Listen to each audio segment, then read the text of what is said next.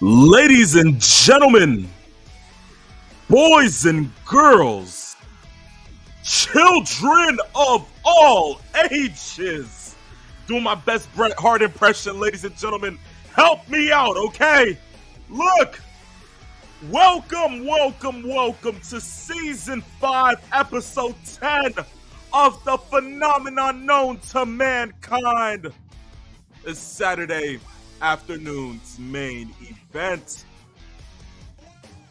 Of course, if you do not know who I am, I suggest you go back to school, go to your library, find the biggest dictionary you can find, preferably Merriam-Webster, and look me up under the word phenomenal. Ladies and gentlemen, it is I, the phenomenal one.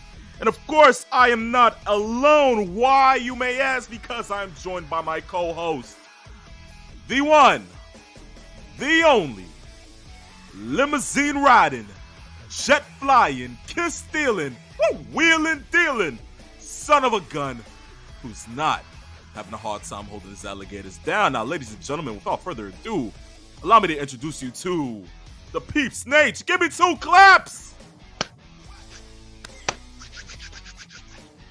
Woo! Yes, I am here. Man. I tell you right now, it's been a while. We had our little break. We come back refreshed, invigorated. And the reason why I start off by saying this is because we've done 17 I Digresses so far in this upcoming year. So far, I have a feeling we're going to have a lot more to tack on today. Woo, boy, we got a loaded show today. That's the best way I can say it. This is not going to be fun.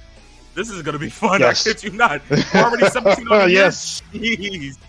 Oh, man. Yes. Okay. But guys, look. You already know what's going on. It's officially March, meaning it's officially WrestleMania season. We have 27 more days. Golly. Yes. Ah, man, we're officially on the road to Mania. Of course, ladies and gentlemen, Royal Rumble over. Elimination Chamber checked off the checklist. And now we have one more pay-per-view to go. But of course, guys, this means so much. We thank you guys for going ahead and tuning in today. As Peeps said, we have a lot for you guys in store. So without further ado, let's just go ahead and get right into it, right? Yes. And of course, the only way we get right into it is when, of course,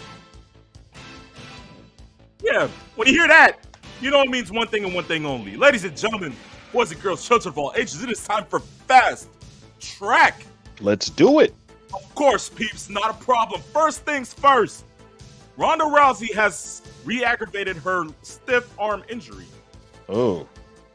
It happened this past Friday night in her tag team match. Of course, Peeps, does this mean that we won't see her at Mania? And is that a good thing or a bad thing? In a sense of all the star power that we have and what she may be incorporated in, whether it be the tag title match or whatever it may be. What do you think? I think her name being attached to the card, I think is good enough. They would love to have her in the ring, but if this injury is legit and not a work, and then they decide to bring her in and she does something, even with her being hurt, she's going to still add something to whatever they bring her in there for. So obviously, I think the plans were, from what I remember, them potentially going after the women's tag team championships between herself and Shayna Baszler, which sounds pretty good in concept. Let's see if that's something that was going to happen.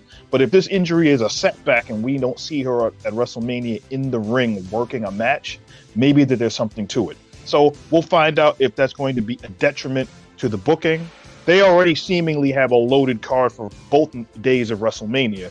So I think one star off the show, which kind of takes a little bit of the bluster off, I don't think is going to hurt the overall card. Understandable. I agree with your take, Peeps. It's most definitely correct. Next, we move into the world of AEW, in which they have created a Buried Alive match. Of course, if you know, Christian Cage and Jungle Boy Jack Perry are going to have their match at Revolution in what they call the Final Burial, in which Jungle Boy went ahead and previewed it this past week on Dynamite with a tombstone with Christian Cage's name on it. Now look, I'm not fond of sitting here and, gaslighting AEW, because that's not what I do here, guys. You guys know I'm a fan of the product in the sense of if it's WWE, AEW, New Japan, MLW, TNA, Impact, I don't care. It's wrestling. I love it. Yes. You guys know I'm not going to go ahead and gaslight. But look, if somebody else isn't doing it, I don't see why not. But peeps, I feel that we are so past the age and, time frame of doing Buried Alive matches. Because come to think about it, peeps, the last time we had a Buried Alive match was, I believe, Night of Champions 2010 or 2011, in which it was Taker versus Kane for the World Heavyweight title, and then the Nexus came around, and then they had the whole thing. Okay, so it was Night of Champions 2010, and then 2011, Taker came back to face Triple H at WrestleMania 27. But look, you see how long it's been? Peeps. Yes, it's well over a decade. Peeps. Close to a decade and a half. Think about it. Peeps, they're telling me on the show that epitomizes West Coast wrestling with the amount of super kicks and floppy flops, in the words of Jim Cornette, that you're going to incorporate a Buried Alive match into AEW Revolution. What do you think about this, Peeps? I just want to know your take, man.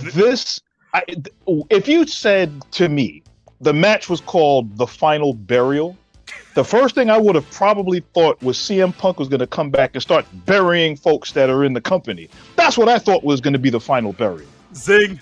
But I digress. Oh, there's your first one. First one of there's the your, there's your first one. I told you it's going to be a live one today. 7 minutes Oh, yeah. in. It's going to be a live one. Now, I put it to you like this. When you're creating a pay-per-view, there is a saying that goes with a lot of things. Like, if you eat sausage, you don't want to know how it's made, because then you're probably not going to want to eat sausage. Yeah. I don't know what went into the idea of coming up with this as the ultimate final match for these two, because this feud has been going on for well over a year, from when Luchasaurus and Jungle Boy were a tag team, won the tag team championships, were a very good tag team, by the way. And then all of a sudden, we saw the split. We saw Christian become the heel, the opportunist that he has always portrayed himself as when he's a heel. And then to see all of the things happen, it gets derailed because of Christian's injury. And then all of the other things that have happened since then to this match, to Revolution. And the bill has been not bad. It's been very good, actually. Especially, it's brought up something on the side of Jungle Boy, that now he's not just Jungle Boy, he's Jack Perry now. He is showing you another side of himself that had to be pulled out of him, and you can thank Christian for that. Christian has done a really good job being the most smarmy, egomaniacal son of a shut your mouth heel that you can be. And that's exactly what he's done. Bringing up his parents, talking about his dead father, going into all of the things that a heel is supposed to do to draw heat, and it's worked. So, I don't know if I would have called it the Final Burial. I don't know if this would have been it literally, the production value in what they did, it kind of looked like they were on some vacant lot somewhere in the middle of some playground and Darby Allin could have made this better. I kid you not, Peeps, for God's sake. Yes. They AEW has done better production when it comes to certain building of feuds with certain wrestlers. They've done a better job. Yes. So I think that if you're going to go ahead and do something along the lines of this, if you're going to go all out, see what I did there? Zing! If you're going to go all out for a feud, and this is the result, they have to do a little better than what they've done. So I'll leave it at that. No problem. Still in the world of AEW, ladies and gentlemen, what is up with Saraya? So let me tell you this. I talked to peeps about this before the show. All right, so look. Guys. Y'all know how much I love the much more younger talent, the talent that is not really epitomized as much. The Ricky Starkses, the Miros, the Darby Allens. Yeah, don't get me started on Miro. Don't get me started. You'll hear me say some expletives, and I don't want to do that. I'm so sorry. Yes. The Brian Cages, the Wardlows, okay? Yes. Guys, can y'all explain to me how Tony Khan felt as if Big Swole wasn't that good of a wrestler and wasn't needed to go ahead and be a part of the company? Let her go. Brings in Saraya years later. A Saraya that the fans feel is somewhat lacking and isn't feeling right. Then he books her as a heel, which then causes her to be in some type of faction with Tony Storm, which still doesn't make any sense. And now, tomorrow, at AEW Revolution, she's in a triple threat match with Ruby Soho and Jamie Hayter to see who can walk out the AEW Women's Champion. What the? I digress. Please take it away. There you go. That's number 2.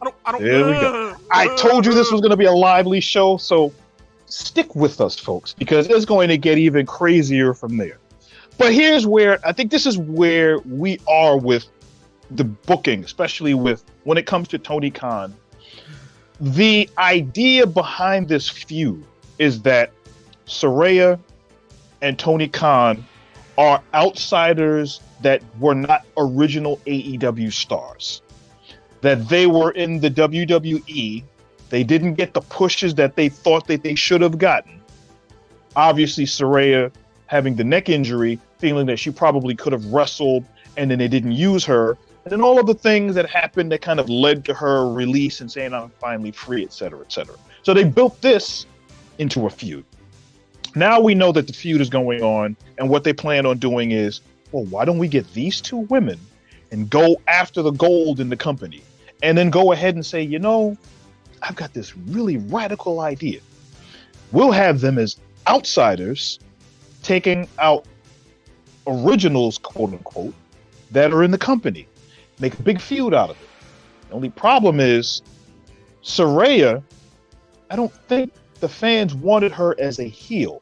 I think there was a genuine feeling of love that was outputted toward her when she first got in the company. And I think a lot of people were like, oh, now she's a heel?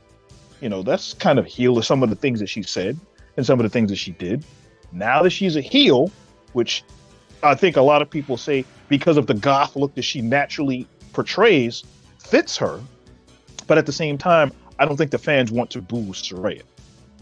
That given, is she ready to be a champion now? She's only been in-ring wrestling now for the better part of 3 months. So let's see where this goes from here in this kind of match. But this is another one of those things where it's like, what are they doing? You flip a coin? I don't know.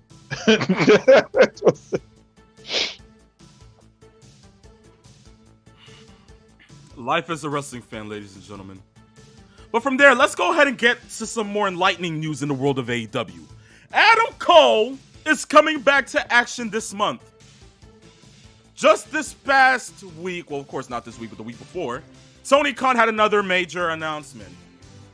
We'll get to that later on in the show. But look, in the announcement, we heard about one thing about some all-access AEW show that's going to be premiering Wednesday, March 29th. But before that dynamite, Adam Cole will be making his in-ring return. I kid you not, peeps. He's making his return, right? So if this man does not get a title shot by Double or Nothing or All Out do I have the right to smack Tony Khan in the face? Please tell me yes. I wouldn't go so far as to be violent against him. Damn. But I will tell you that you will have an argument to be made about his lack of common sense. Yeah.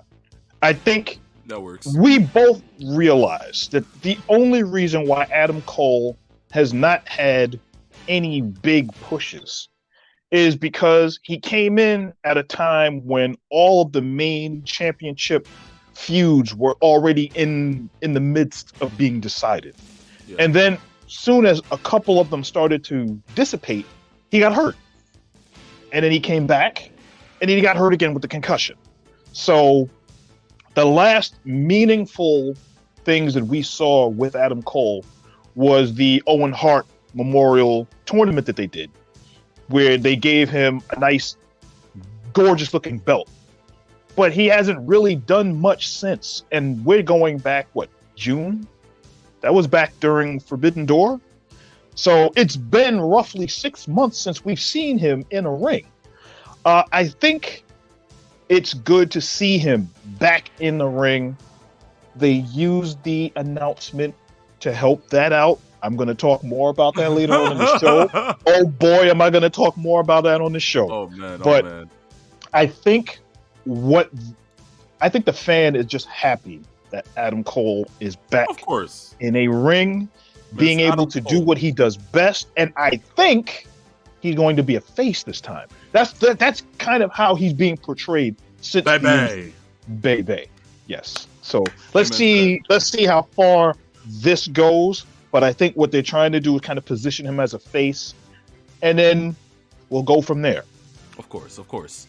From there, we move into the world of WWE, ladies and gentlemen. So don't worry, no more disruption of happiness for any of the viewers and the hosts, of course. Because listen, if we had to continue with AEW news, I digressors would be flying out of here. Okay, but look, Brock versus Omos was Kennedy's idea, and no, I am not talking about Mr. Now let me stop.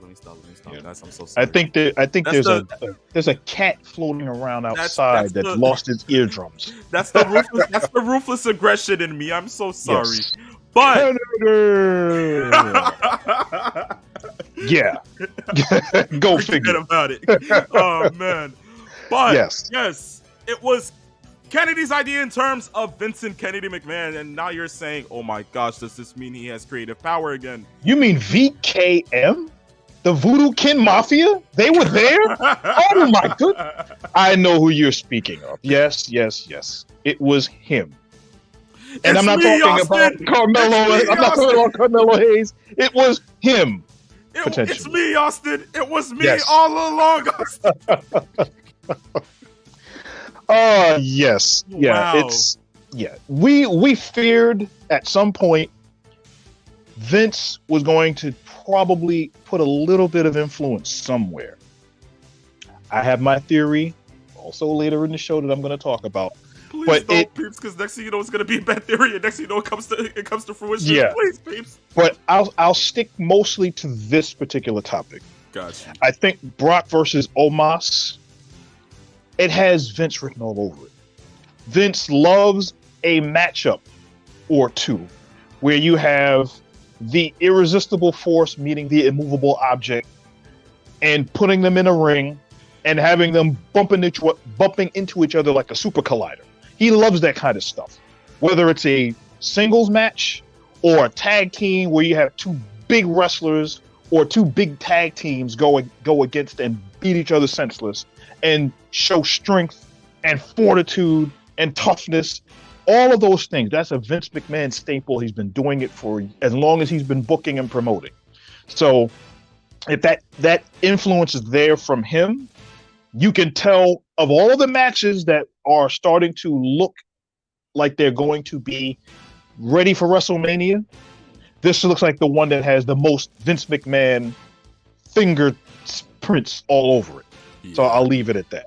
Imagine still living in 1987 thinking that WrestleMania 3 is just like, still somewhere in the atmosphere and that we're going to the Pontiac Silverdome to see two giants collide against each other. Yes. God bless me, and no, I'm not being, I'm being respectful in the most craziest way possible. But somebody bring back Gorilla Monsoon from the dead. Oh yes.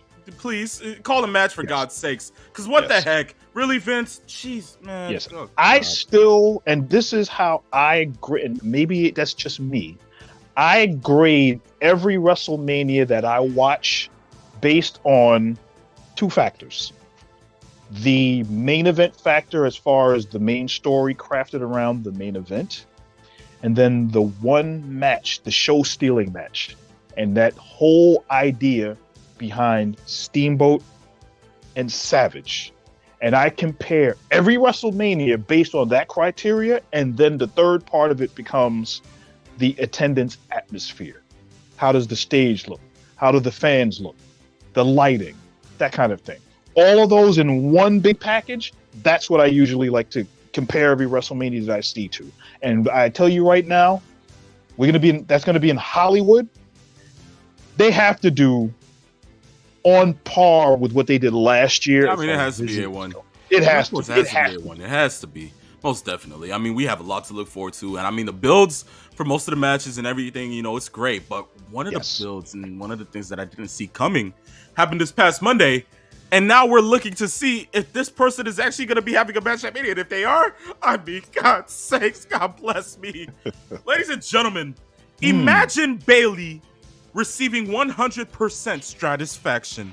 Yes, ladies and gentlemen, this past Monday night, Lita, Bayley going up against Dakota Kai and Io Sky. Of course, Damage Control for the women's tag titles. Out of nowhere, Trish Stratus made an appearance, kind of helped the group succeed to win.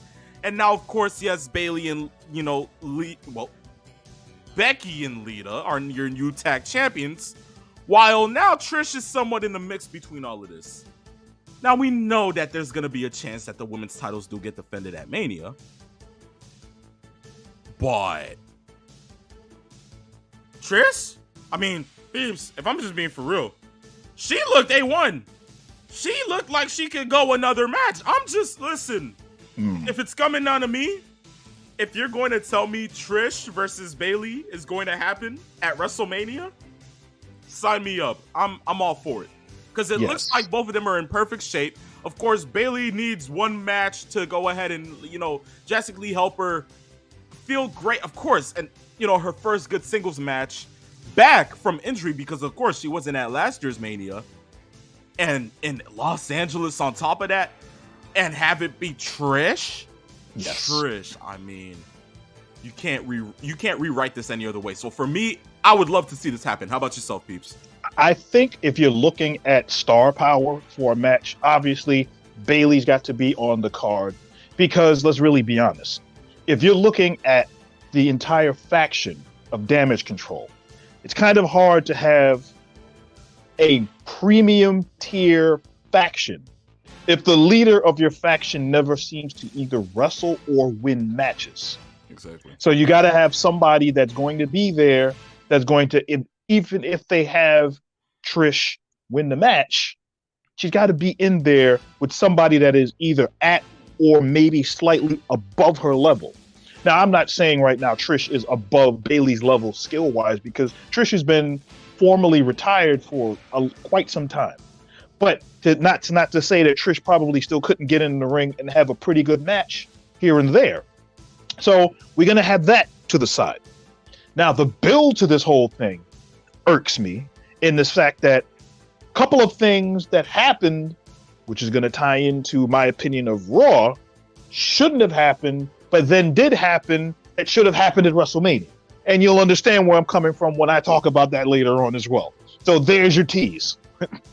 Oh man, guys! You see what I did there? You see how you ride that wave, and then you get to the main. You'll see. We'll learn them yet. Those old folks would used to say, we'll learn them a good one.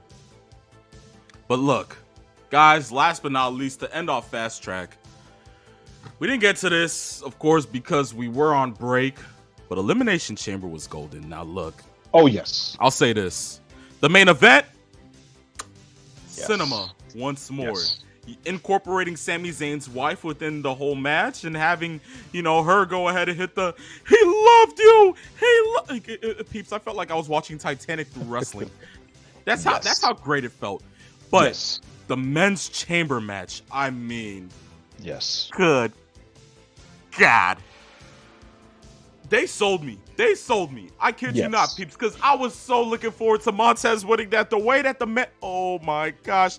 The spots were amazing from every single wrestler. They all knew what they were doing. But that ending kind of got to me, peeps, because I sat there and, the minute I saw the curve stomp and, I looked at Montez and I really thought he was concussed for a second. And I was like, peeps. I was like, peeps. No, not like this. Please, not like this. No, God, please, no. I felt like I was on an episode of The Office. Like, no, God, good God, no. Like, that was me. Ask Peeps, guys. He knows. Trust me. I was livid for a quick second. And then the minute Montez exits out of the chamber and you got the refs attending to him, perfect time for that weasel Logan Paul to sneak through. Buckshot lariat. How does he do it better than Adam Page? I don't get it. What is life? Wow. But nah. He goes ahead. Buckshot lariat to Seth. And I believe there was a curve that followed it, or I believe so, yes. And out of nowhere allows Theory to go ahead and pin him to retain the title. Peeps, of those two matches, what would you rate Elimination Chamber? Because, those were the two matches of the night. What would you give it if you had to give it, 1 through 5, 1 being the worst, 5 being, the greatest? Out of all Elimination Chambers that we've had, Of all of the Elimination Chamber matches that they've done, and the Elimination Chamber has been around since 2002. Exactly. So that's a long span of Elimination Chambers. And we've had some hot garbage also in the Elimination Chamber as well. God. This has to be on par. I would probably say this is top 2, top 3. This was one of the best Elimination Chamber matches that they have ever done. And one of the things that people may not realize, if I'm not mistaken, Jamie Noble and Chris Park, the wrestler formerly known as Abyss, were the agents for this match. So if they were the guys that came up with crafting, who got in, the timing, and all of those, they deserve a round of applause because the pacing was there, the drama was there. Like you said before with the Montez Ford thing, I legitimately thought he was hurt. That is how you work an injury angle. And I'm going to reiterate this, as I said this last year. I said this sometime back in, I guess, November-ish. Montez Ford will be main eventing some pay-per-view within another year. Because he is not going to be with the Street Profits for that much longer, I don't think. Now, I'm not privy to any other information other than just what I see. And my eye test tells me that Montez Ford is going to be a main event star. Give it 18 months. I think he'll be doing it this year, but as far as he can go, give it 18 months. He'll be main eventing a SummerSlam. He'll be main eventing a Royal Rumble. He'll main event a pay-per-view, premium live event in 18 months. Period. I can agree with that. But guys, listen, that is the end of Fast Track today. You guys were solid for that. I'm not going to lie to you. Look, you guys already know. You guys want to go ahead and look at more updates, anything that we talk about in the world of pro wrestling. All you got to do is just go down, follow us on IG at Saturday Afternoons _main event and on Twitter at Saturday Main. You'll go ahead and be able to see everything, guys. Trust me, we got you. But with that being the end of Fast Track, we will go ahead and go into the first topic of news today. I told Peeps this, and I was like, look, this is the first time we're back. We're back again.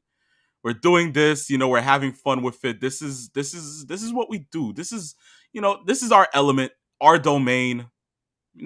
We just have fun with it, Yes. But one thing we're not going to do here is sit around and not go ahead and call this individual out. Now, I know you guys are looking at the title of the video or like the live stream if you're on Twitch, Twitter, or YouTube. Thank you for streaming and watching this, guys. But look, the title says Episode 10, A Male Dixie Carter Exists. And now you guys are wondering, Phenomenal One, who in the blue hell are you talking about? Oh, oh, guys, don't worry. I got you. Listen, and of course, it's not Shane McMahon. It's not Vincent Kennedy McMahon. And of course, it's not Dixie Carter. It's not Sting. It's not, who else can I possibly name? Peace, for God's sakes. Guys, listen.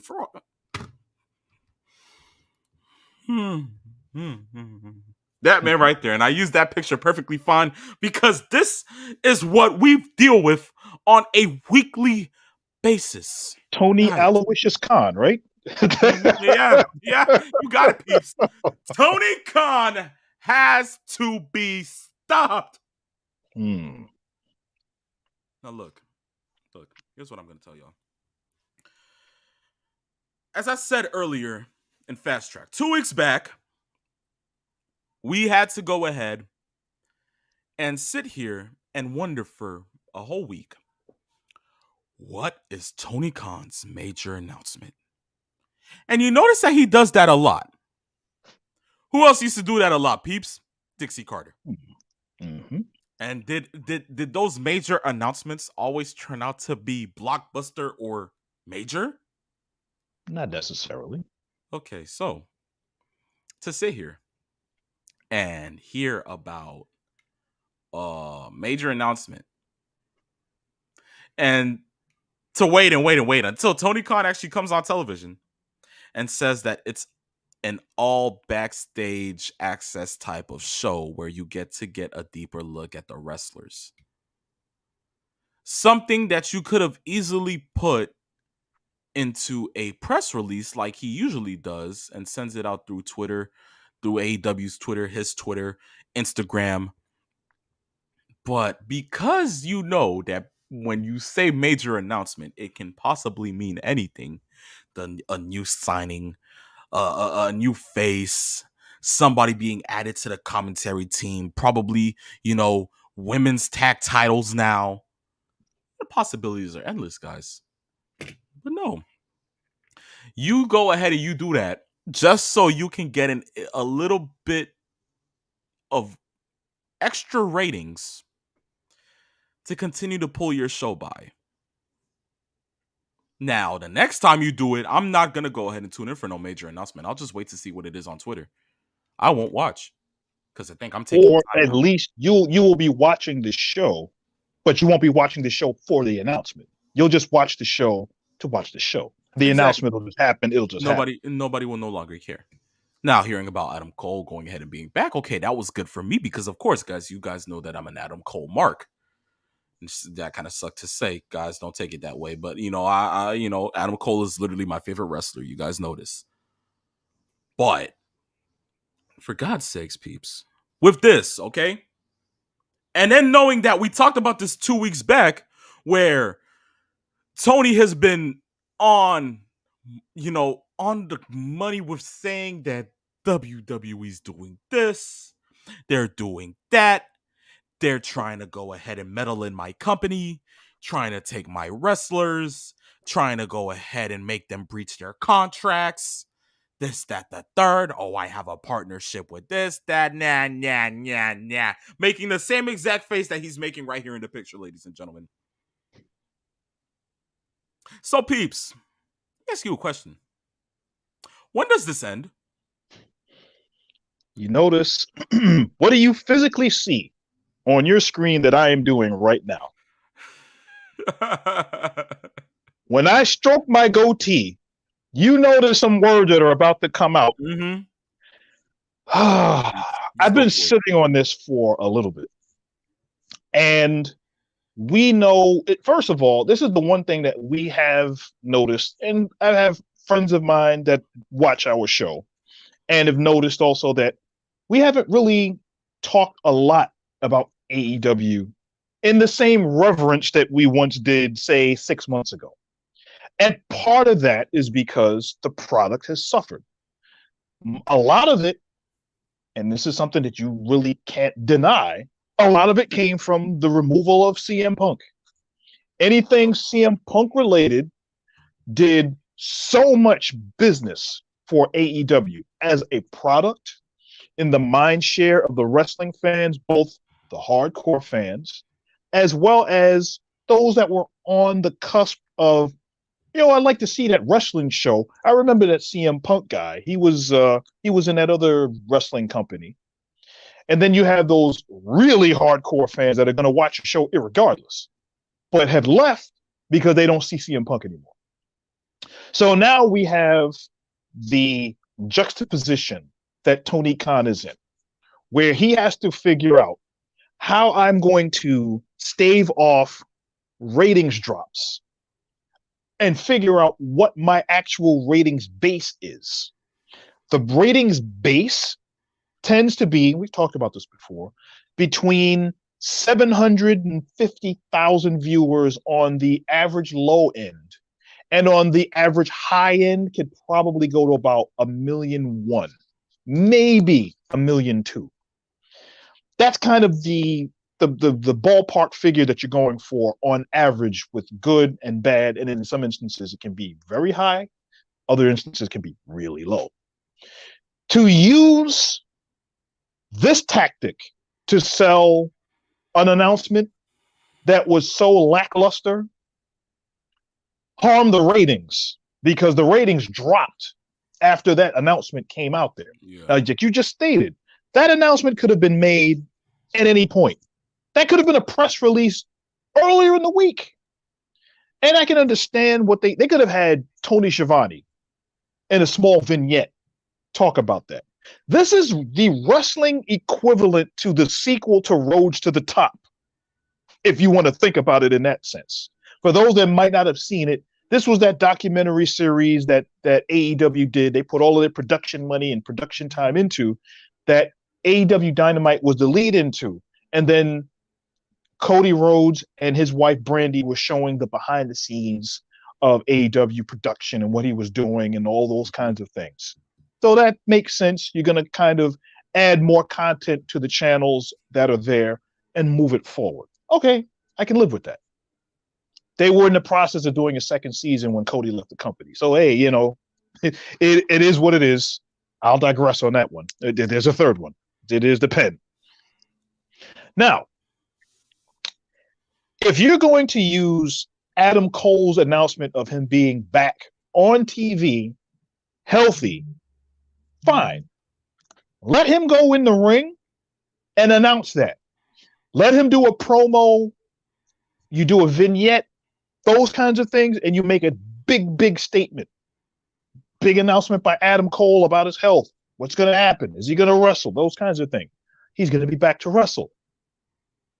To use this tactic, it's literally like crying wolf, because the more and more that you use the special announcement tactic, the less power it's going to have.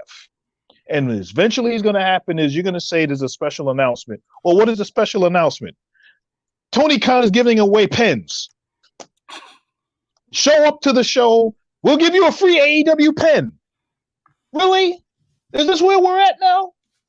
AEW has to figure out how to keep their audience from migrating.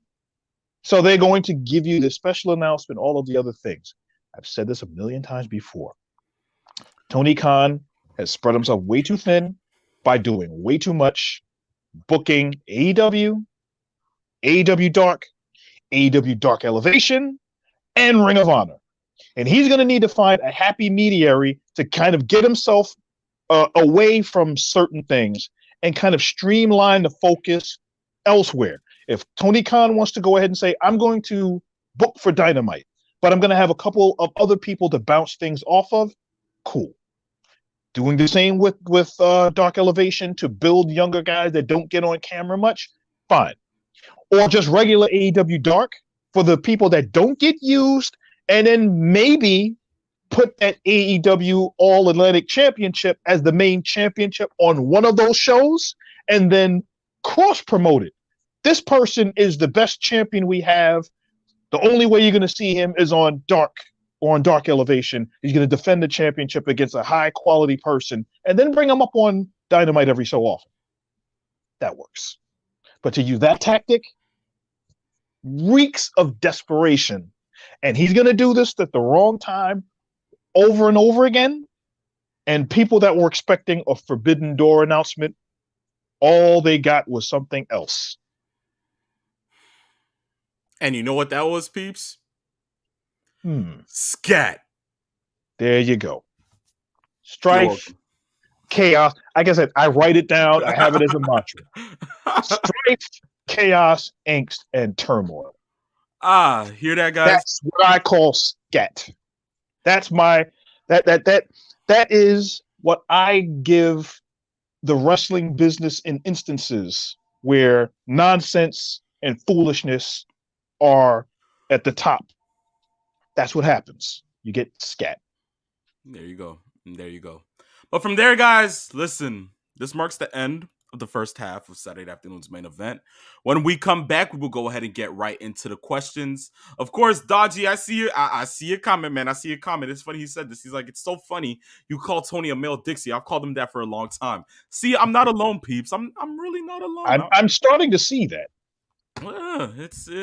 Yeah. Thanks a lot, Tony Khan. He just has his own money.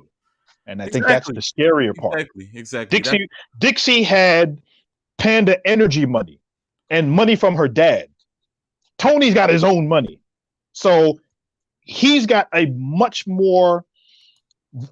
broader spectrum to mess with. And he's going to learn if he doesn't kind of streamline this, he's going to be in a world of hurt because WWE is starting to steamroll what they're doing on their road to WrestleMania, while AEW seems to be in this holding pattern that they can't seem to get out of. Life as we know it, peeps. Life as we know it. But from there, I see the questions, guys. I see the questions. Look, we'll go ahead and we'll get it to them during, the question segment. But don't worry. Stay tuned. Do not go anywhere because the second half of Saturday afternoon's main event is coming up next.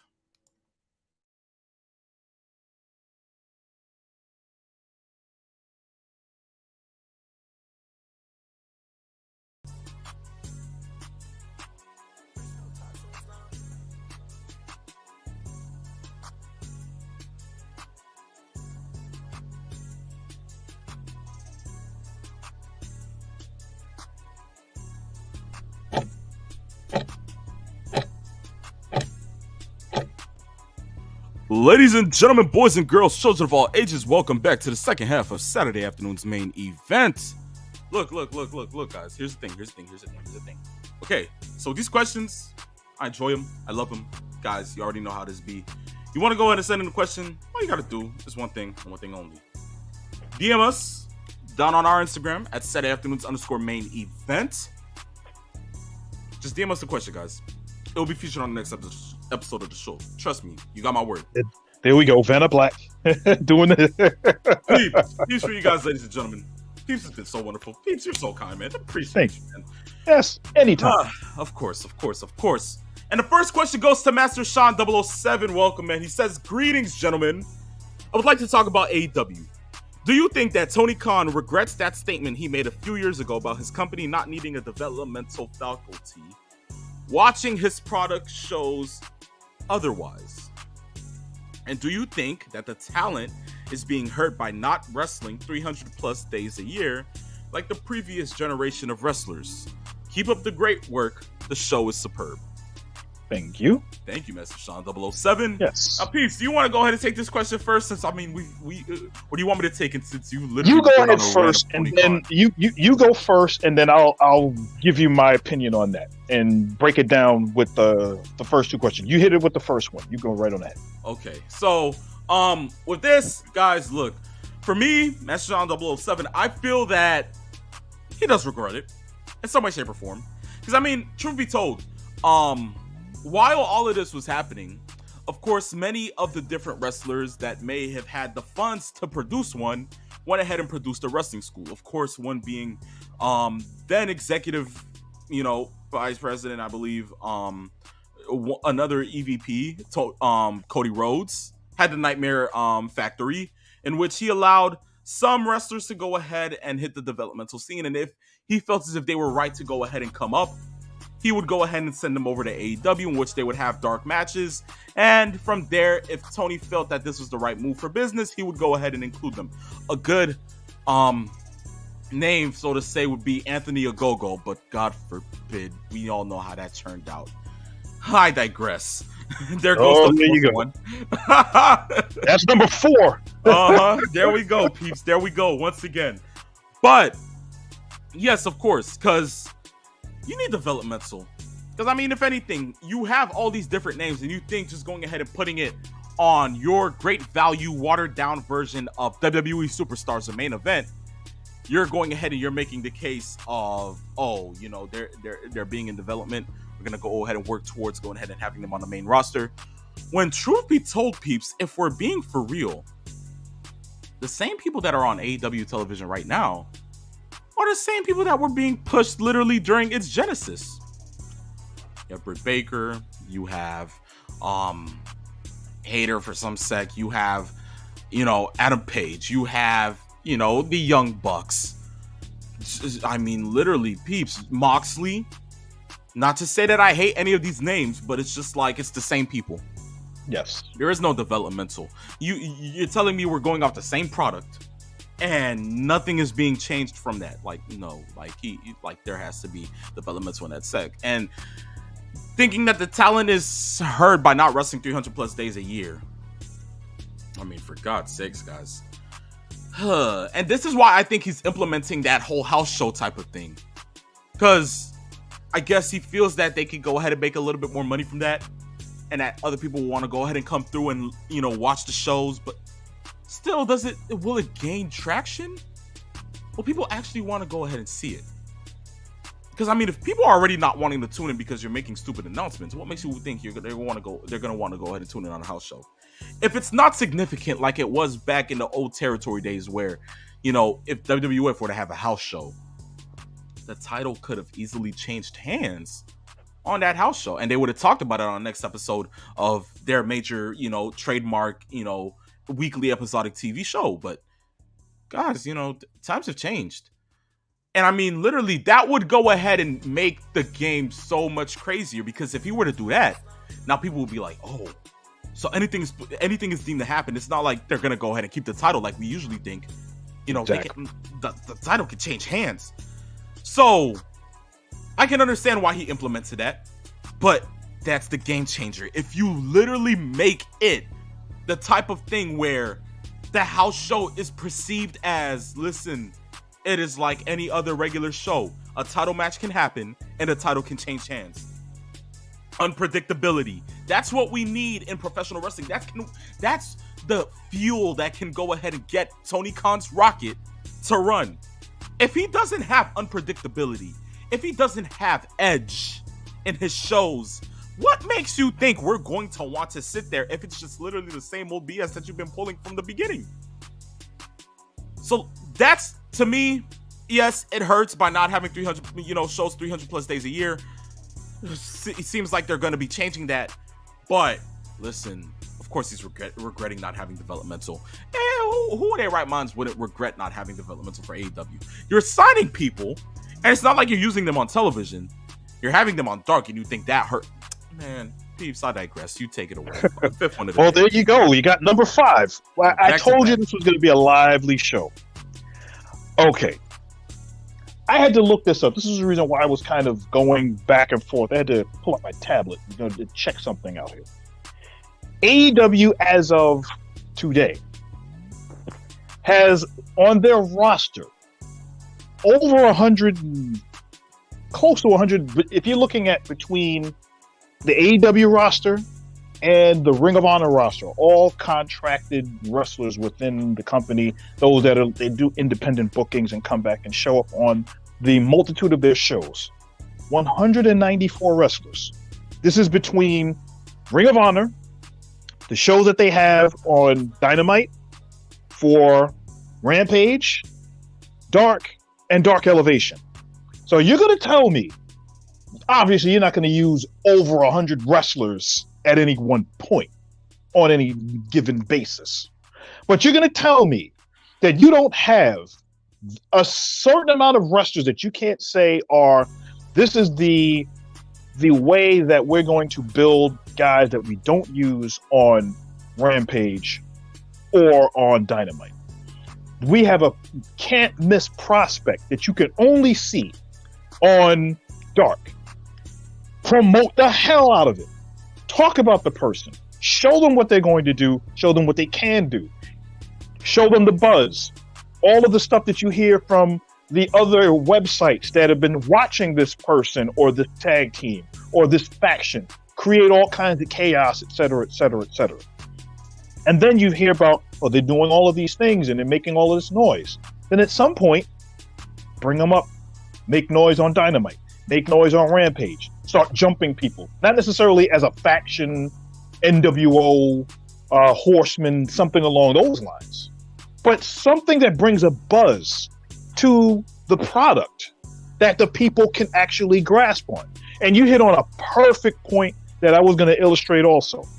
They have to utilize the house show to make sure that people realize that there is an importance to going to the live shows outside of what you see on TV and make sure that there's a stake. Remember, not that long ago, AJ Styles on a house show won the WWE Championship.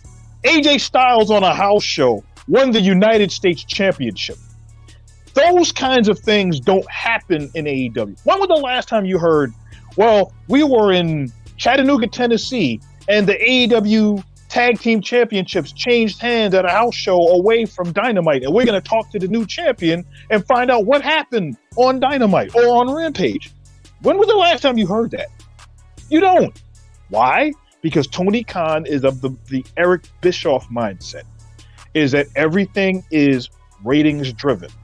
He did this with WCW, where all of the great things that are going to happen on television.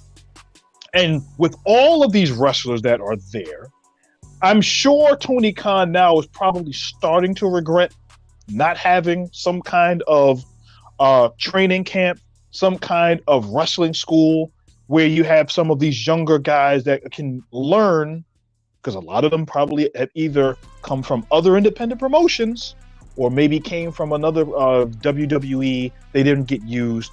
We'll show them the ropes here in AEW, and then they can get that practice in. When you have that many wrestlers on the roster, there is no reason why they should not be getting showcased unless they are not ready. And that's part of the problem.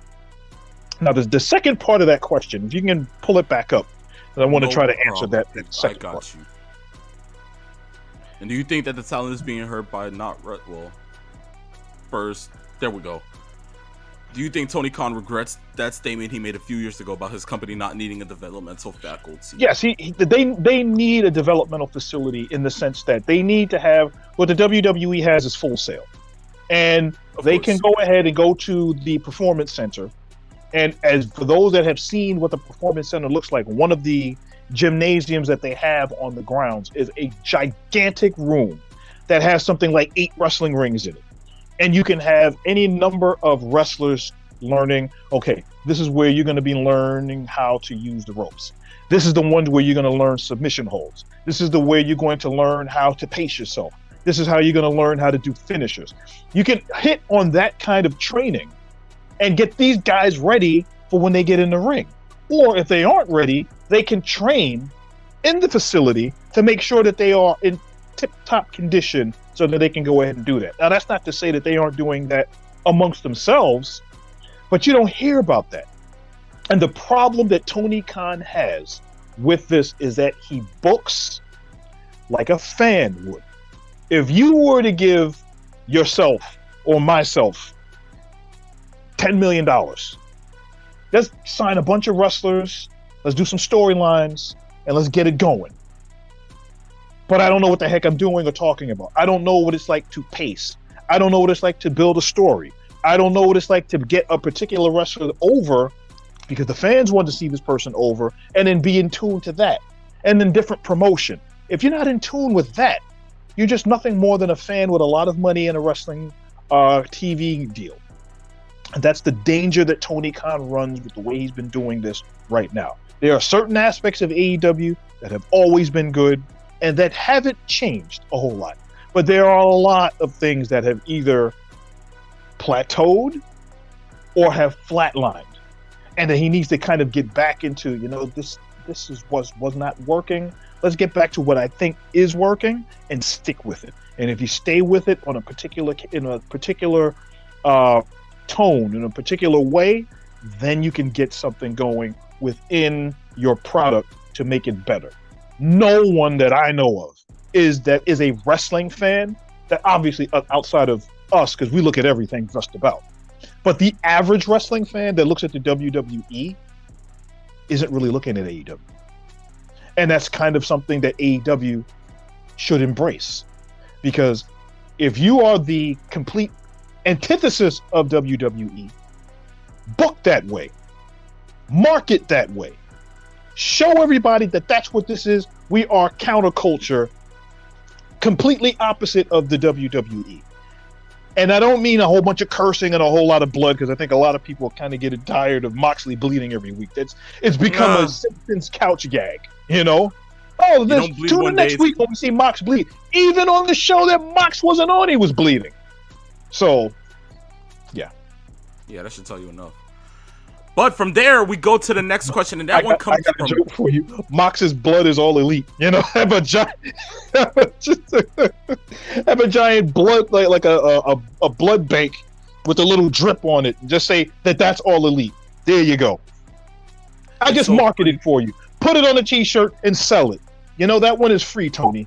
I just gave you a free one. But hey, listen, what do I know? Listen. All these exploding barbed wire death matches, all the light tubes and stuff like that. Yes. At this point, AEW just wants Mox to be all out of blood. Zing.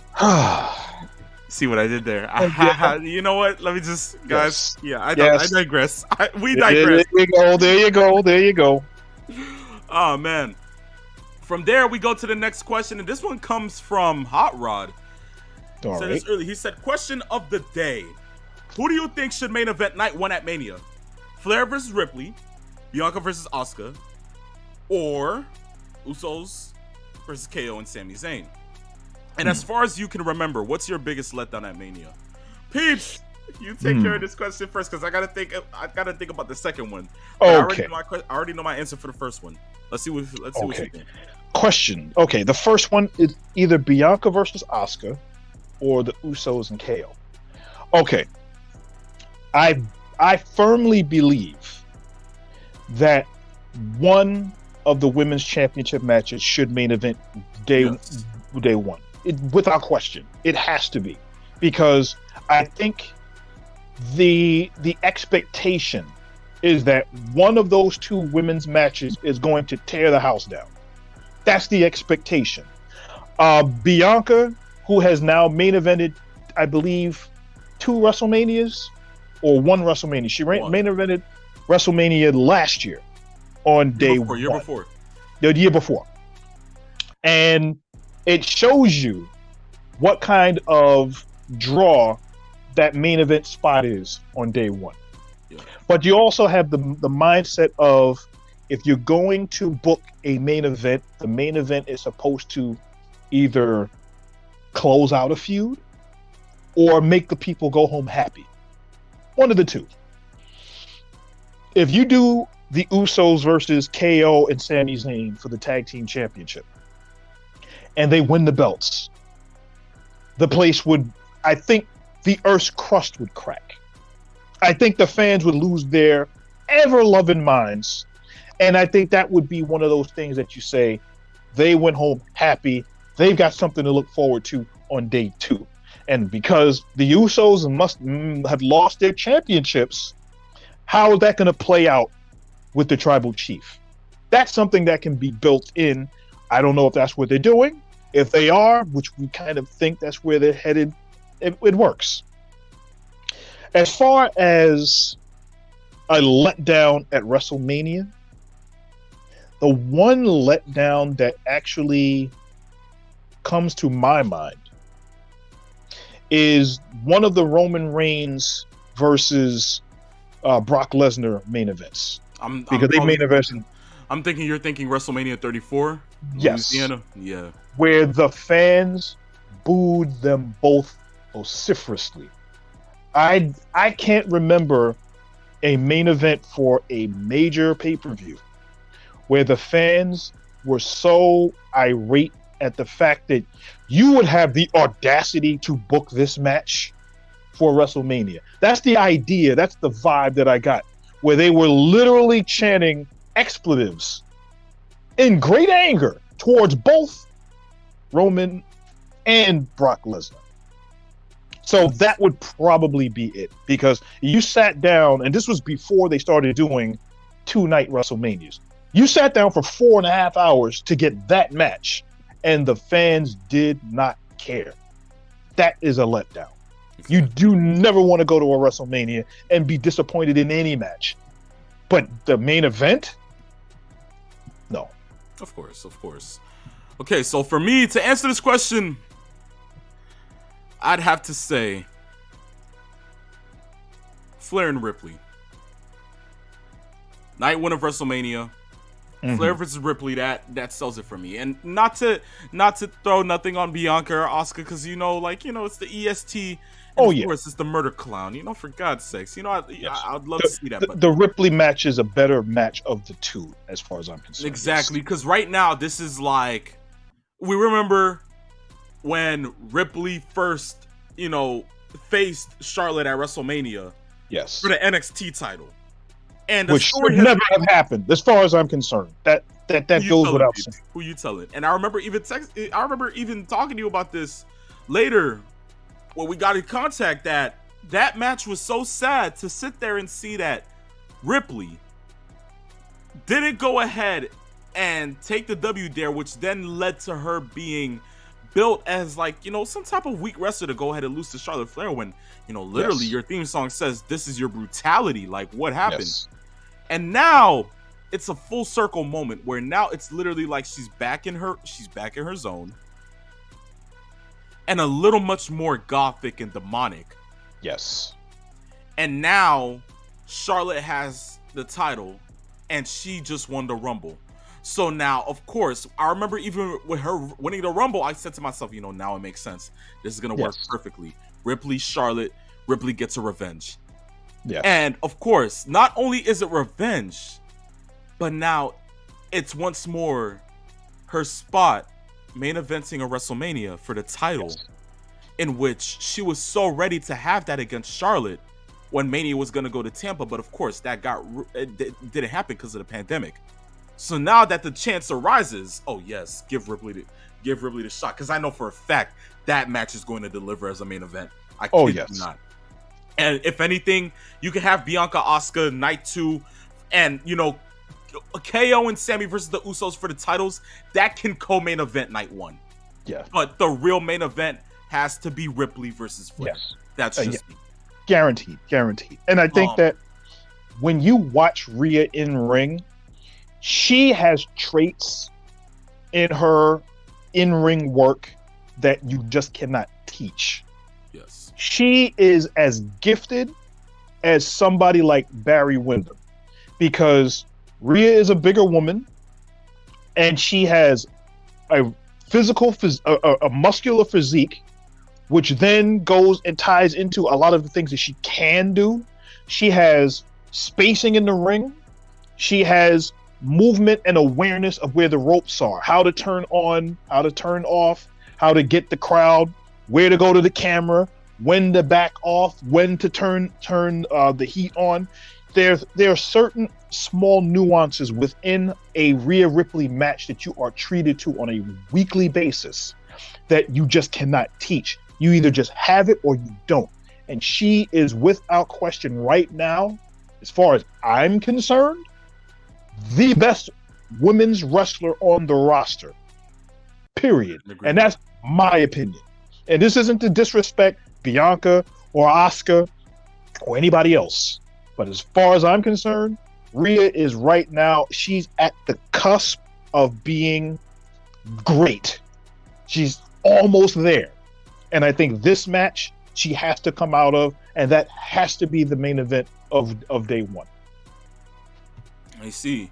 With the second, people are going to hate me for this. I am not going to lie to you. People are going to hate me for this. Okay. I'm going to say Mania 31. And now over the years, of course, you know, I still try to like sit there and say that it was a good Mania. And I really loved the Mania. It was really that good. Okay, I'm not going to lie to you. But that main event, man. I sat there and I walked into it because, of course, Orton versus Seth, that match, amazing. That was my Steamboat Savage.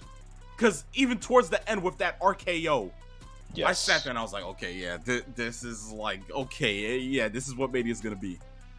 And I was solely sat there on the fact that even after, because of course, me being a ruthless aggression kid, I was always fond of John Cena. And when Cena lost the title to Brock at SummerSlam the year before, and Brock held the title for that long, I sat there and I said, okay, they want nobody wants Roman, but I want Roman. I was like, listen, anybody but Brock.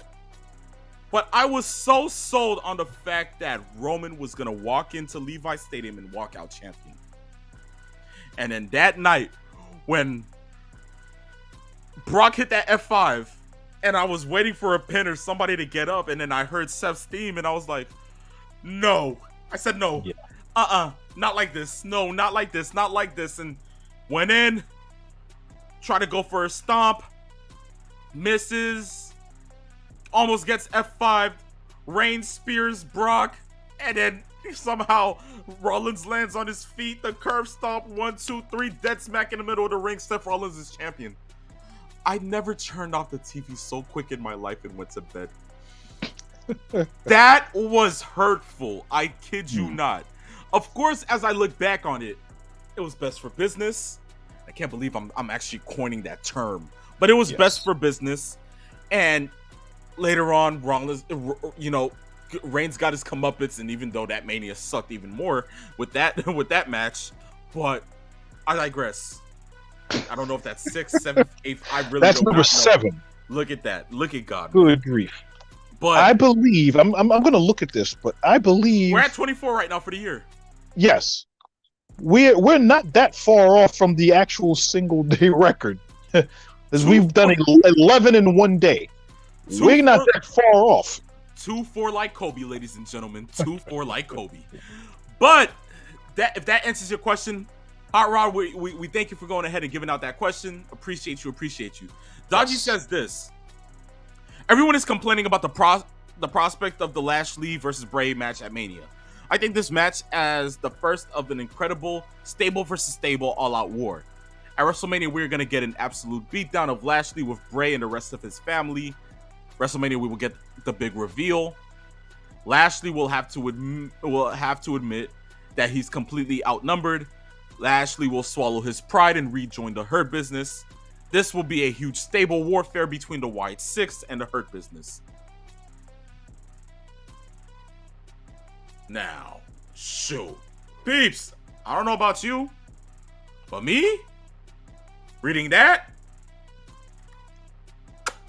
I listen, I can vouch for that. That fits the description. Because right now, all of us are sitting here, and even last night on SmackDown, after we saw, Uncle Howdy come out, we're just like, can Bo just take the mask off already? Like, it almost fell off when he did. You noticed that too? Yes. Oh, snap. Okay, so you see, look, can Bo just take the mask off already? Because we know it's Bo. For God's sakes, we know it's you, man.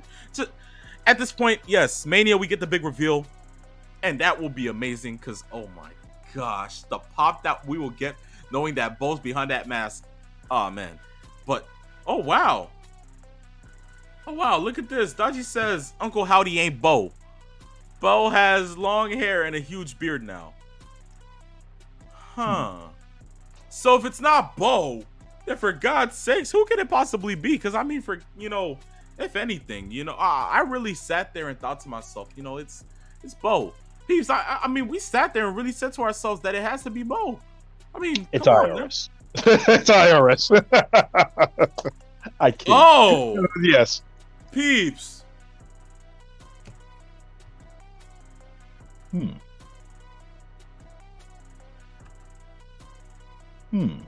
Okay. Tyler Bate. Whoa. Huh? Whoa, this is new. That's interesting. Well, let's look at it like this. Tyler Bate has the handlebar mustache. Tyler Bate does have a little bit of a beard. The only difference is Tyler Bate is short. Uncle Howdy is not short. That's the difference. I personally don't think that that's the case, unless there's something that can confirm that. But Peeps, he doesn't mean Tyler Bate. He means Tyler Bateman. Makes sense. Oh. Now I know what he's talking about. New Japan. Oh, okay. Now, would we really think that Triple H would actually bring in Tyler Bate? Peeps, we're gonna have to find out by WrestleMania. We'll see what happens. But if that's the case, that would work. That could work. I mean, he has had a dark persona for so long. Yes, that could definitely work. That can work. Just depends on how they fit that into the prescription. But I mean, now it makes sense. Peeps, look at this. Now, okay, I thought I was losing. No, it fits it. Actually, it does. Look at this, Peeps. It fits it. Now I see it. I see it. Well, what can we say, Peeps? Now we just wait and see. Wow. Yeah. Now we just okay. See, this is why I like this is why I love the wrestling fans that surround us and watch the show. Yes. Because I mean, that's a good observation. That's definitely a good observation. I mean, wow, I never thought of that. I really never did. Cause now you notice how back then he used to always have like, the one good eye, and like you kind of thought it was like, cause the contact, the contact preceded me. Well, there we go, ladies and gentlemen. Well, Dodgy D-pad for you guys, bro. Dodgy, you always work best, man. Why thank you. We appreciate it, man. He gets a shiny shilling. I give you a shiny shilling. If only we could transport it through the whole screen for you, man. Yes. Golly. Wow. Get your shilling and it's gone. There you go. Magic. Man, that's crazy. That is crazy. Yes. From there, next question. Long and Isaiah. Cena's coming back on Monday. Holy crap, this is about to be sick. It ain't gonna be that. I guess we got a John Cena fan here. I think is this. You mean the Invisible Man? Yes, I think in all seriousness, I think that they've been hyping this whole John Cena thing for a couple of weeks now, maybe upwards of a month. They're gonna use Cena also to promote the video game, which is supposed to be released around the time that he's gonna debut, sometime next week. So it kind of ties in. The WWE is also very good at doing that with merchandising and certain things. So yeah, it makes sense. And we also know going forward that Cena is going to probably end up having a match at WrestleMania. So to show up on Raw, because by God, they need something to happen with Raw. After what we saw on Monday, which like I said, I will get into, that was actually an interesting thing right now to have Cena. And it helps because the mainstream fans have been probably chomping at the bit, wanting to see Cena. I mean, it's Boston, hometown. Of course. I mean, the pop is gonna be amazing too. So I mean, we just have to, wait. Honestly. Yes. But from there, last question. Well, I mean, seems like a comment. Tombstone City Adam, day 487 of Adam Cole not being AEW World Champion. I just found out Cheese Whiz can go on Ritz crackers. What is the meaning of life? You guys kill me with boy. these. You guys kill me with these. Yes. Wow, peeps. I think he deserves a shiny shilling also. Has it really been 487 days though? Yeah, if you think about it. It's been over a year since he's been in the company. So, yeah. Yeah. Let's not get into it. Guys, look. Yes, you'll depress yourself. Thank you for the questions. We appreciate what you guys went ahead and brought to the table.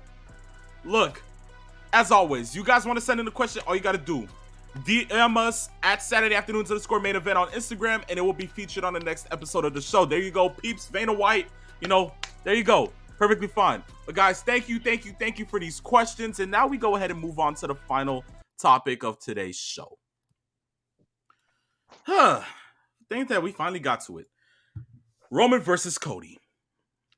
What we truly want. So here's what we're gonna get at, guys. Done with Elimination Chamber. We know that Sami Zayn is going to go ahead and work with KO to defeat the Usos at WrestleMania for the tag titles. And now the only liable sole person to go ahead and stand in Roman Reigns' way is Cody Rhodes. Now, 2 weeks back, Peeps and I, we talked a little bit about the promo that Paul went ahead and cut of Cody, and we were just like, wow, we were blown away. That was something new. That was something that we didn't go ahead and, really sit there and think about that, they would really start with that. But it happened. Now, Cody gets to SmackDown this past Friday night. Tells Roman, to, have your backup or your posse to leave the ring because, right now I don't know if you really need them. And, of course, Reigns, thinking that Cody thinks he feels threatened, tells the Bloodline alongside Paul Heyman to leave the ring. Sets his titles right in front of the American Nightmare. Proceeds to say, so what do you want to talk about? And I'm sitting there like, oh my gosh, this man has improved on the mic since a good couple of years back with his promo with John Cena. I'm loving this. Yes. And then once they proceed to talk with Cody Rhodes opening it up, praising Reigns and then saying that, I'm going to be the one to defeat you, ultimately saying that in some sense. Reigns then goes ahead, talks a little bit about how he was groomed for the business, and then has one of the greatest Dusty impressions known to man with saying what Dusty said to him the first time he laid eyes on him, in which I quote, I'm going to try my best Dusty impression right now, guys. Please, guys, don't go ahead and cast stones at me. Okay, I'm trying. But in sense of what Reigns said this, and I quote, as per Dusty said, "Baby, you are it. You had it. You can't get rid of it. You couldn't sell it if you wanted to, baby. You are it." Peeps, how was that? I mean, that was good. That was good. That was pretty good. I'll take it. Wasn't too bad. First time's a charm. Yo, pat on the back. There you go. Just away from the kick in the rear. I'll take it. Yes. But that kind of had Cody chuckle up a bit.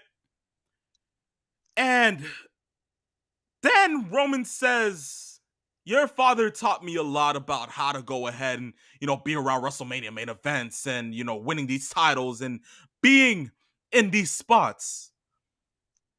And then he asks Cody, just to, not trying to be disrespectful, but just out of curiosity, have you won that one? And then points to the Universal title. And he says, oh, wait, we know. That's why you're trying to go ahead and beat me. Okay, wait. Have you ever competed for one of these? And I'm sitting there like, oh my gosh, this man really just, why are you doing this to him? Now you're going to have him have the puppy eyes and he's going to go ahead and start choking back tears. And now we're going to go ahead and start choking back tears and it's going to be a whole pity fiasco. And then he says, wait, let me just ask, have you ever even been in the main event of WrestleMania? And I'm just like, why? Yes. But then Roman then goes ahead and says, look, your father never even spoke about you to me. I don't know if he ever did, outside of ever talking to me, but when it came to being around me, you didn't even exist. How can you say? And then Roman says, look, I wish he was here too, and I know that you wish he was here. But ultimately, if there's nothing that your father didn't teach you that he taught me, ultimately, come WrestleMania, I'm going to teach you whatever he didn't teach you. And then extends his hand as if I'm like, what the? Like, why? Why? Feelings. You suck. No hard Belong in my railing. Your father doesn't talk about you. Nothing personal. Here, let me shake your hand. Here, let me shake your hand. Like, bro. He's lucky to get slapped in the face after something like that. I'm saying, like, how can Cody have that type of composure? Because now you're just making, like, if that was me, for God's sakes, what? I would have pulled the Arn Anderson and pulled out the 9. Like, what? So much compatibility. Yes. And I'll show you what's all elite. That's what he would have said. Exactly. Yes. But then Cody just goes ahead and says, look, I have to exist. I have to be around. And for me to go ahead and exist, it comes down to me beating you for those titles at WrestleMania, which has been his end case in point for the past 2 weeks. Now, look, I'm so ready for this. This has been talked about for me since last year. I said, look, Cody has to be the one to dethrone Roman. I'm so looking forward to be there to see Cody Rhodes dethrone Roman Reigns and win the undisputed Universal titles. But honestly, peeps, I'm not gonna lie to you. This has been pretty lacking. I am not gonna hold you. We have 4 weeks left, and not much to show for it. Because, I mean, yes, we know it's going to be centered around Dusty in a sense. And we know how much that's going to go ahead and play a part in the whole storyline. But I don't know. I'm just waiting for something more. I'm just waiting for a little bit more. I don't know what it is. But I'm waiting for that point for it to kick into Cody that this no longer has to be about Dusty. This is about you. And I mean, it's like, he said it best. Everybody, like, I'm just trying to win a wrestling championship and everybody wants to make it personal. And the only way that they can make it personal is getting to him about his father. I'm ready for the moment for Cody to snap. Because as much as we see that because from what we've seen from Cody's genesis ever since coming back, it's been about, oh yeah, father this, father that, Dusty this, Dusty that. He goes ahead, comes out, cuts a promo in the most cordial way possible. We haven't seen Cody snap once yet. Yeah. I'm ready for that. He came close in this interview. Yes. Even alluding to the fact that, nobody thought that somebody like me could get past Stardust. Nobody thought that somebody like me could draw 10,000 fans at Madison Square Garden with a bunch of my indie friends, which he was alluding to the genesis of AEW without saying AEW, and going on and on about all of the things that he did that he wasn't supposed to do, about moving the goalposts and kicking it straight through the goalposts. So he's giving you what the story is.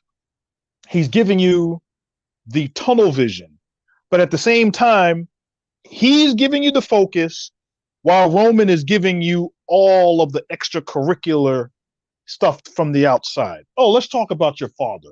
Oh, let's talk about the fact that he never talked about you. Oh, let's talk about your brother Dustin, who's still wallowing in AEW. Oh, let's talk about this. Let's talk about that.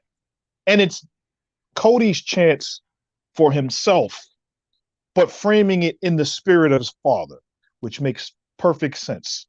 And this is the part of the story that I like, even though they've pulled back. I made this analogy to a friend of mine yesterday, where it's kind of like driving a car. Mm-hmm. You put your foot on the gas pedal, and you know that before the gear changes, it has to hit the red line. By putting your foot on the accelerator, it red lines, and then it goes to the next gear. As long as you keep your foot on the pedal without putting any more pressure on it, it's not going to redline. You just keep it just enough so that it stays in gear. That's what they're doing with this storyline. They haven't taken the foot off the pedal to slow it down, but they also haven't put the foot on the pedal to accelerate anything. And that is where they have kind of a happy medium. Now, I did hear a couple of fans in the crowd chant boring during Roman's speech, which kind of irked me. But it's kind of what the danger is if they don't kind of add something else extra between now and another 4 weeks, because they're still having to continue to craft and build this. First time that Cody's been on SmackDown in 7 years, which is hard to believe it's been that long since he's been on SmackDown. They made sure you knew that it's been that long. Yep. They also knew that given all of the things that are happening, there's still the other carrot that you got to dangle. And that is the whole Jey Uso thing, which they're going to kind of address. They kind of spoke about it in the beginning part of the show. They sprinkled it around during the show, and then they kind of addressed it at the end of the show. That's what's making this whole thing great. And I like that. AEW, we've talked about before, has done certain storylines that have had long-term building. Perfect case in point, how they built Adam Page's world championship run from over a year and change from the match that he had with Jericho and going forward with the Kenny Omega stuff and all of the things that he had to do to get to where he needed to get to. And then it fizzled out. That's what AEW needs to do. And I think that they're doing it well with the MJF main event with Bryan Danielson, which I love how they built that. This, however, is how you do real long-term planning, real long-term storylines. And as much as we've dumped on Vince McMahon, a lot of this bloodline stuff was the creation of Vince McMahon. Yeah. And then it was crafted and added on to by Triple H and his committee of booking that he goes and they go ahead and focus and work on. Is there something happening here? Well, what's going on in the background? Another wrestler's having an interview, and then why is Jey Uso in the back talking to somebody else? Oh, why is this happening? There's so many different aspects to a great story that's being crafted that they've done a tremendous job on. And this is the kind of thing that I'm not willing to rush going forward, because I love the pacing of this. Because there's so many different ancillary places and parts of this that are still out there. Because still got the KO stuff. Because KO still hasn't addressed Sami Zayn. Hey, you got your buddy Jay that's going to help you do whatever, but yet he still wants to take out the bloodline. You also have Sami Zayn who wants to take the bloodline out by himself. He's trying to recruit Jay. He's trying to pull Jimmy out of the bloodline. He's trying to get the Solo and you don't have to go ahead and be a meathead and follow everything that they tell you. I'm going to do what I can to break this whole thing up. And it's right back to Cody. But here's the thing. The funny thing is that I'm starting to look at it from this perspective. What if Roman and Paul, knowing that that topic is so sensitive to him, especially with the toll that it took on him, even when Rollins was facing him. Yes. Right. What if Roman is just doing this out of fear, knowing that with all of the stuff that's happening with the bloodline, and with him having to know that his days as champion might be numbered, is doing this in fear because he knows that there's a chance that Cody might actually be able to beat him? That's what I'm looking at it from. Because it's like, I don't see anything else in the story changing. But the one thing that you can notice that they kind of like, peeled back the curtain a little bit on was last night, especially with the whole Jey Uso thing and, having Jimmy in there trying to go ahead and talk to him. You notice that even when Jimmy left the second time and Heyman was like, that's a good easy way to go ahead and do it, my tribal chief. That was a perfect decision, my tribal chief. And Roman was just like, don't like. And you notice that he couldn't even go ahead and explain anything to Paul except for telling him that if Jay's not back in 1 week, I'm not gonna blame Jay or Sammy. I'm going to go ahead and blame Jimmy. But it seemed like something else was bothering him. Peeps, this has to be the curtain call. This has to be the moment that Roman notices that, he's going to be beaten. There's no way. There's no way. Like, I kid Yes. you not. Like, there's a case in point. It has to end somewhere, and I guess that's where it's gonna go ahead and totally, like, like, come to fruition and tell us that, okay, yeah, Cody's gonna beat Roman. But for me, I'm just saying, like, we have to get to that point where the story starts to pick up. Because if it's gonna be Dusty, it's gonna get boring quick. Like, we have four more Raws, we have 4 more SmackDowns, and then, like, actually 3 more SmackDowns, because nobody's gonna really go ahead and pay attention to, like, WrestleMania's SmackDown, because that's They might not even do it. It might be like what they've done in the past, where they'll just use SmackDown to promote WrestleMania. exactly. And just say, these guys have cut a couple of promos. They'll show you some things that have happened. Maybe they'll have a match or two, something like that. Yeah, not really much. So, what can I possibly go ahead and say? So, it's cool. It's cool. Yes. But, guys, we just have to wait and see. So, with Revolution being this Sunday, with WrestleMania being next month, and I mean with Raw being this Monday, listen, wrestling isn't too bad now. But I mean, this Sunday there's a lot to look forward to. This Monday there's a lot to look forward to. Let's just keep on the stride, guys. We're back. Episode 10 is finally in the books. Oh, let me before you sign out, let me get your just for the main event of Revolution.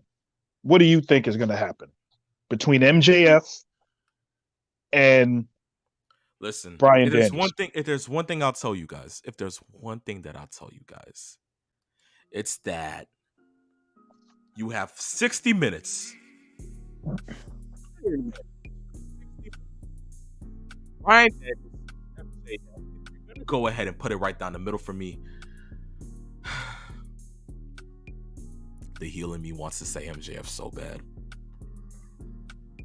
Guys, all right. Noted, 1:35 p.m., March 4th, 2023, the Phenomenal One goes ahead and says that in the Iron Man match for the AEW World Heavyweight title between MJF and Bryan Danielson, the Phenomenal One goes ahead and rules out that Bryan Danielson will be the victor. What? It's shocking, right? Because I was the same one that wanted an MJF title. I was the same one that was like, listen, MJF has to hold the title now. Shocking. I know. But it's just that me and Peeps and I, we were talking about this before, and it was like, I felt that, both of us actually felt that there was just something wrong about Revolution this year. Something wrong about that match in particular with the whole build-up. We don't know what it is. We can't put our fingertip on it. We can't guess it.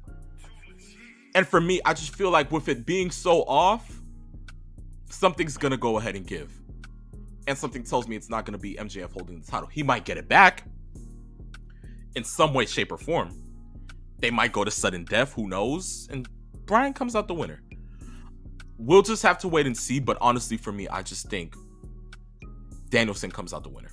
That's just I still think MJF is going to hold on to this championship because of all the wrestlers that they have right now, Danielson probably looks to be the one that could beat him and look the most credible doing it. But because there are so many different wrestlers in AEW that they don't use or utilize in that same way, if MJF wins on Sunday, they still can pull out other guys that can be legitimate to that. They can get rematches out of the butt for Danielson and MJF. But the way that this has been built and crafted, you would think Danielson would end up coming out victorious and winning the championship. I just don't see MJF losing the championship on his second title defense. I just don't see it happening. As I said, it's just like the vibe. The vibe is just hurting me right now. Like I just don't know what to go ahead and think. It's so hard for me. They built this feud in a way that was really good, and obviously MJF, he could sell you ice if you were in Antarctica and you didn't need ice. He could sell it to you just like that. The thing is, there are other aspects of the story that have been crafted, and he's literally sold this by himself. And Danielson's done a great job on the other end of it, and MJF made it personal by pulling his family into it and turning into the 2008 version of Chris Jericho, where Jericho would literally tell you the truth as a heel, and you couldn't deny anything of it because, you know what? I hate this guy's guts, but he makes perfect sense. That's what MJF has been doing in this whole thing. So I think that there's that level that they've been building with MJF in this feud. But the rest of the card, although there are some matches in there that look pretty good, the overall vibe of the pay-per-view does not have that same vibe that we've had of, let's say, Forbidden Door, or for All Out, or any number of some of the other pay-per-views that we've talked about over the last year and change. Something a little bit different. I mean, we'll just have to wait and see, honestly. I mean, Yes. we're literally less than 48 hours away. Yes. Something's going to have to give. So, Yes. guys, trust me. When we come back to this on Saturday, we'll get the all-out view on it. Yes. Oh, gosh, here we go again. Zing. Jeez. All right. It's cool. But, guys, with that being said, we thank you for going ahead and tuning in to today's episode. All the support, the love. I mean, knowing that we're back now and that we got exactly 8 more episodes to go till season finale. So, guys, trust me, be ready for the ride because we're going to be doing a lot more. We'll just have to wait and see. Whatever you guys feel like we should go ahead and do, just go ahead and hit us up on Instagram, DM us, and let us know what you feel like, should be added, what you guys want, because at the end of the day, we cater to the fans, and you guys have literally done so much for us. And we just want to go ahead and give back to you guys in the most easiest and most beneficial way possible. But guys, with that being said, on this episode of Saturday Afternoon's Main Event, I, the Phenomenal One. And I, the Peeps and H, where we came. We saw. And in the words of the wise man, Paul Heyman, we conquered. Yes, my tribal chief. Yes, we conquered, ladies and gentlemen. Yes. But thank you. See you next week for episode 11. It is the Phenomenal One and the one, the only Peeps Nate. Signing off. Peace. Love. Farewell.